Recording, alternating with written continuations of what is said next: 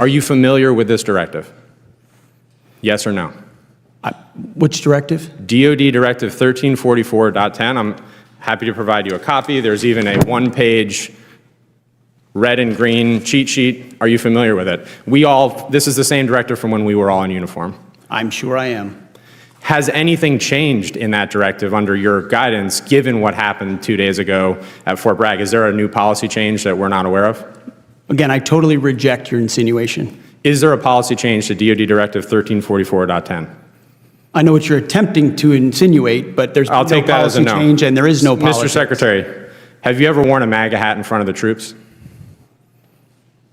I own plenty of MAGA hats, but I don't. Have you ever worn one in front of the troops at an official event? This wasn't a political clash. It was a test of a democratic guardrail. Pat Ryan confronted Defense Secretary Pete Hegseth over whether the U.S. military is still truly apolitical. Listen carefully. Goes back. Chair, and I recognize the gentleman from New York, Mr. Ryan. Thank you, Mr. Chair. Thank you both for being here. We have all worn the uniform. We've all served in combat. We all love our country. We all revere our troops. And I really want to speak with you both, not as partisans, but as patriots. And I want to talk specifically about the events at Fort Bragg the other day. General Kane, I want to start with you. As a junior officer, were you ever required to make a pledge of political loyalty? Yes or no? Sir, as you know, we're an apolitical military, so, no. Thank you. At any time in your 30-plus years of incredibly distinguished service, did you have to make a pledge of partisan or political loyalty? No, sir.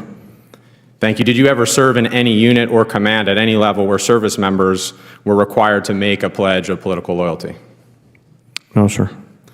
Thank you. And I want to commend you. You've been on the record on this, including in your confirmation hearings where you clarified, quote, "I've never worn any political merchandise or said anything to that effect."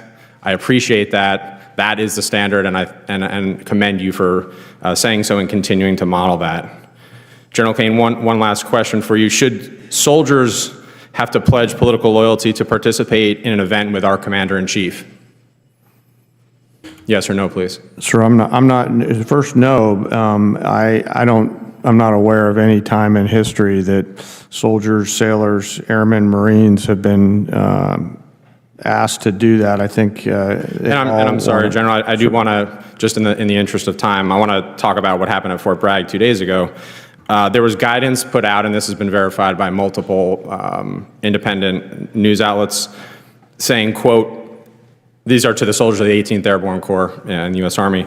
If soldiers have political views that are in opposition to the current administration, then they need to speak with their leadership and get swapped out. This is swapped out of the event with the president. In addition, in an incredibly disturbing incident, there was a pop-up shop selling MAGA merchandise on post at Fort Bragg. And to summarize this, there was a commander from Bragg who said on the record, quote, "This has been a bad week for the Army, for anyone who cares about us being a neutral institution. This was shameful." If those are the facts, and I know the Army is investigating at least the MAGA pop-up shop, is that appropriate, General Kane? Sir, I haven't seen any of these reports. I'm not familiar with them, but as I mentioned earlier and in my confirmation hearing, the nation demands a apolitical, nonpartisan military. I appreciate you saying that and happy to share those reports. Secretary Hegseth, are you familiar with DoD Directive 1344.10? Political activities of the members of the armed forces? Well, first off, I don't buy into your yes or no? insinuation Are you familiar that pledges are being done under this administration. That's I reclaim my time. Are you familiar with this DoD directive? There's never one time in my service or in this Defense Department. Will you please answer I'm answering your these question questions. Where politics has been considered for service members. Are you familiar with this directive? Yes or no? Which directive? DoD Directive 1344.10. I'm happy to provide you a copy. There's even a one-page red and green cheat sheet. Are you familiar with it? This is the same directive from when we were all in uniform. I'm sure I am. Has anything changed in that directive under your guidance, given what happened 2 days ago at Fort Bragg? Is there a new policy change that we're not aware of? Again, I totally reject your insinuation. Is there a policy change to DoD Directive 1344.10? I know what you're attempting to insinuate, but there's I'll no take that as a policy no. change and there is no policy. Mr. Secretary, have you ever worn a MAGA hat in front of the troops? I own plenty of MAGA hats, but I don't. Have you ever worn one in front of the troops at an official event? I don't believe aware so. of. I don't believe so. Do you think it's appropriate for the President of the United States to wear political merchandise, including a MAGA hat, at official events, including West Point commencement? The Commander-in-Chief Yes or no? can wear whatever hat he wants, to include the phrase, "Make America Great Again," because I would like to you make think America that's- great again as well. So you think that's appropriate? The Commander-in-Chief has the right, in front of his troops, to wear whatever he'd like. Okay, I strongly disagree with you. And I urge you both, especially you, General Kane, as we see an increasingly political rhetoric, including from the Secretary, to please, for the good of our troops, this is an incredibly difficult moment, and we need leaders like you to continue to echo the apolitical nature. I have 12 seconds. Mr. Secretary, I don't say this lightly. I have to say this on the record. I think your tenure as Secretary of Defense has been shameful and weak, and you should resign. I yield back. Gentlemen. What gives this exchange its weight isn't the confrontation at the end. It's the constitutional question running quietly underneath the entire conversation. A question most Americans don't have to think about day to day, precisely because the system usually works.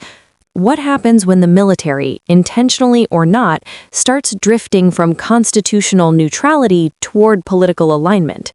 Pat Ryan didn't walk into this hearing to perform outrage. He walked in to test whether one of the most important guardrails in American democracy still holds. And he did it the way serious oversight is supposed to be done, by starting with norms, not personalities. Before Pete Hegseth ever became the focus, Ryan anchored the discussion in lived military experience, combat service, wearing the uniform, understanding what it means to serve under civilian control without serving a political agenda. That framing matters because it establishes something essential. This is not civilians lecturing soldiers or politicians lecturing generals. This is veterans speaking to veterans about the rules that kept the military professional, trusted, and unified for generations. That's why Ryan began with General Kane. The questions were simple, almost deceptively so. Were you ever required to pledge political loyalty? In decades of service, did you ever see it happen? Did anyone ever have to demonstrate partisan alignment to participate in an event with the Commander-in-Chief? Each answer wasn't just testimony. It was a reminder of how the system is designed to function. The American military is intentionally boring when it comes to politics. No slogans, no pledges, no hats, no loyalty tests. That boring neutrality is the feature, not the flaw. It's what allows people with different beliefs, backgrounds, and votes to serve together without fear that their careers depend on ideology. Only after that foundation was firmly established did Ryan turn to Fort Bragg. And this is where the conversation becomes unsettling, not because of any single allegation, but because of the pattern it suggests. If soldiers were told they could be removed from a presidential event based on political views, that's not a misunderstanding. That's a rupture. If partisan merchandise was sold on base, that's not harmless expression, that's a breach of space that is supposed to remain politically sterile. When commanders themselves describe the moment as a shameful week for the Army, that signals internal alarm, not external spin. What Ryan is really doing here is educating the public on something we don't talk about enough. Civil military norms don't enforce themselves. They rely on leadership choosing restraint, even when the law technically allows more latitude. Once leaders start testing those boundaries, others follow. And once that happens, the damage isn't immediate, it's cumulative. This is where Pete Hegseth's responses become central, not because of their tone, but because of their substance, or lack of it.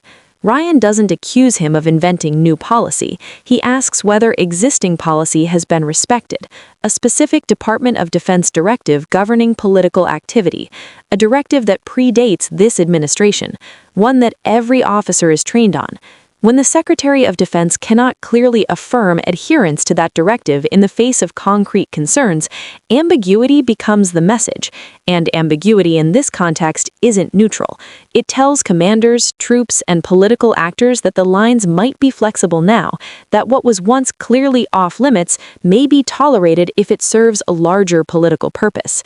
The MAGA hat exchange captures this perfectly. On the surface, it sounds trivial. A hat, a slogan, personal expression. But in the military context, symbolism is never just personal. When the commander-in-chief appears before troops, he does so as a constitutional role, not as a campaign figure. That distinction protects service members who did not vote for him, who will not vote for him, or who simply believe the military should remain above partisan identity. When that line blurs, soldiers are forced into an impossible position: comply and appear politically aligned, or stay silent and risk marginalization. That's how trust erodes, not through orders, but through signals. Ryan's warning isn't theoretical. History is full of examples, domestic and foreign, where militaries slowly became political instruments because leaders stopped defending neutrality as a core value. Once that happens, professionalism declines, morale fractures, and the public's trust in the institution collapses. A military seen as partisan can no longer credibly serve a pluralistic democracy. So when Ryan tells Hegseth, "You should resign," it isn't a theatrical ending. It's the logical conclusion of an argument about stewardship. The Secretary of Defense isn't just a manager of resources or a spokesperson for strength. He is a guardian of norms that keep military power subordinate to democratic rule. The deeper lesson for Americans watching this exchange is that democracy doesn't usually fail in dramatic moments. It weakens in small exceptions that slowly become precedents. A hat here, a loyalty screen there, a shrug where a firm boundary should have been drawn. This is why hearings like this matter. Not because they're contentious, but because they surface questions that are usually handled quietly, until they're not. If this breakdown helped you understand why this moment was about more than a resignation call, take a moment to share it, subscribe to the channel, and stay engaged. Democratic norms only survive when the public understands what they're for and why losing them costs far more than most people realize.